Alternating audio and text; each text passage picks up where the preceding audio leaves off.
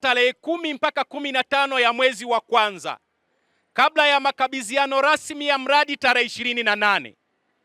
Tarehe 10 kati ya tarehe 10 mpaka 15 ya mwezi wa kwanza, barabara hii imekamilika na imefunguka inatumika. Taarifa tuliyopewa, mradi huu ulipaswa kukamilika mwezi uliokwisha, mwezi wa 11. Lakini zipo changamoto ambazo tumeelezwa zimepelekea mradi huu kuchelewa kukamilika kwa wakati.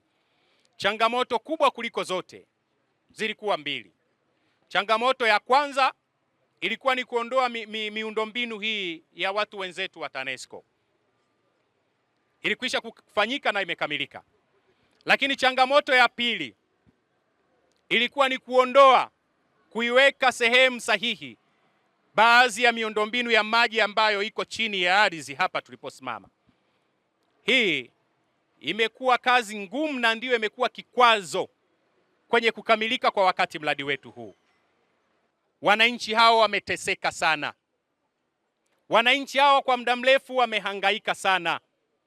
Na kwa bahati mbaya sana jiji letu la Mwanza lina malango makuu mawili peke yake ya kuingia ndani ya mji. Lango la kwanza ni hiyo njia ya kutoka Msoma kuja Mabatini kuja mpaka mjini.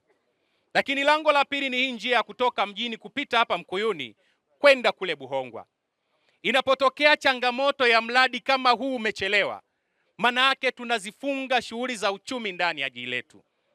Lakini juzi imetokea changamoto ya mafuriko maeneo haya. Wananchi mnafahamu adha mlioipitia. Inakulazimu zaidi ya masaa 5 mpaka 6 umeshindwa kuvuka ng'ambo ya pili kuingia ndani ya jiji letu la Mwanza. Lakini ukijaribu kufuatilia nje na changamoto za uhamishaji wa miundombinu ya maji na barabara, tukubaliane. Nataka niwahakikishieni ndugu wananchi, damu yetu ni changa na hatuna cha kupoteza. Tumejielekeza kuja kufanya kazi ya wananchi. Miradi yote ambayo itakuwa ndani ya jimbo la Nyamagana tutaisimamia kikamilifu. Nataka niwaahidi ndugu wananchi hapa, hiyo tarehe 28 iliyosemwa mwezi wa kwanza wanakabidhi, kamati za bunge zinaanza na bunge rasmi tunaanza tarehe 27. Mimi nitakaa hapa kuanzia tarehe 26 mpaka tarehe 28, siku ambayo wanatukabidhi mradi huu. Imekuwa ni adha kubwa kwa sisi wanamkuyuni. Natambua kupitia barabara hii imekuwa ikitusaidia hata wale wanaofanya biashara kwenye soko.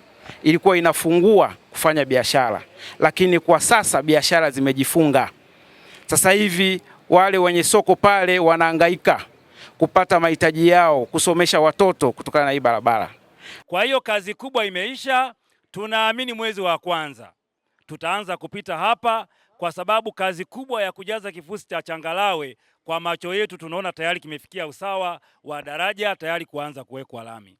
Kwa changamoto zilizojitokeza tarehe 21 mwezi wa 11, hasa yale mafuriko, mkandarasi tulimuelekeza na tayari utaona kwamba baadhi ya njia za maji ameziongeza upana. Hata ukiangalia katikati ya daraja hapa amefungua njia kidogo ili mvua nyingine ikijitokeza athari yake isiwe kubwa. Soko la Mkuyuni imekuwa ni kipaumbele, lakini sambamba na hilo nadhani tunatambua wote kwamba tunao mradi mkubwa sana wa ujenzi wa soko la mazao ya samaki katika kata yetu ya Mkuyuni. Ukamilikaji wa soko hili tafasiri yake kwamba mialo yote iliyopo katika wilaya ya Nyamagana tunaenda kuiua na tunaenda kutengeneza mwalo mmoja wenye tija.